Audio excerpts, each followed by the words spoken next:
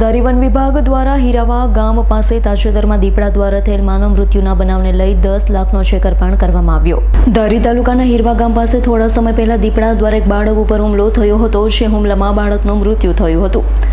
સરકારશ્રીની guidelines મુજબ ધારી one વિભાગના દલખાણિયા રેન્જના ઇન્ચાર્જ આરએફઓ જ્યોતિબેન વાંઝા દ્વારા તાત્કાલિક ડોક્યુમેન્ટ સરકારશ્રીમાં સબમિટ કરાવી 10 લાખ રૂપિયાનો ચેક મૃતકના પિતાને અર્પણ કરવામાં આવ્યો છે।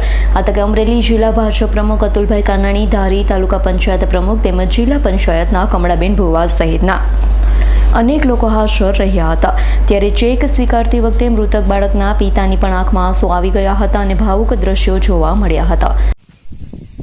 ગત 28 ફેબ્રુઆરીના રોજ ધારી તાલુકાના હીરાવા ગામના ખેડૂત ખાતેદારના એક વાડીમાં ભાગ્યા તરીકે કામ કરતા મજૂર પરિવારના એક દીકરા ઉપર રાત્રિના સૂતા હતા ત્યારે હિંસક પ્રાણી દીપડાએ હુમલો કરેલ અને આ નાના બચ્ચાને એનું મોત નિપજાવેલ। ત્યારે વન વિભાગ દ્વારા ત્વરિત કાગળો કરી અને પીડિત પરિવારને વહેલી તકે સહાય મળે એના માટે બધા જ પ્રયત્નો કરીને આ પીડિત પરિવારને આજરોજ આગેવાનોના હસ્તે રૂપિયા 10 લાખનો ચેક જે ગુજરાત સરકારની સહાયની યોજના છે એના હેઠળ આજે આપવામાં આવેલ છે। એમના હસતું ખેલતું બાળકને આ એક દીપડાના હુમલાથી મૃત્યુ પામેલ છે, એમના આત્માને શાંતિ આપે અને એમના પરિવારના સહયોગ રૂપે આજે 10 લાખ રૂપિયાનો ચેક અર્પણ કરેલ છે। આજે હીરાવા ગામમાં વાડી વિસ્તારમાં સુંદરભાઈનો દીકરો સવારે વહેલા 6 વાગ્યે આ લોકો બ્રશ કરવા માટે બહાર આવ્યા અને બાળક અંદર સૂતું હતું।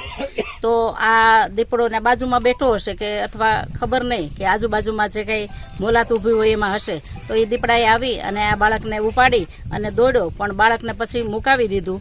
એટલે તો છતાં બાળકનું મૃત્યુ થયું અને જંગલ ખાતાનો સ્ટાફ અને જે અમારે રાજકીય આગેવાનો બધા હસ્તક આ 10 લાખનો ચેક આપી અને આ પરિવારને સહયોગ આપી અને પરિવારને પ્રોત્સાહન આપ્યું છે।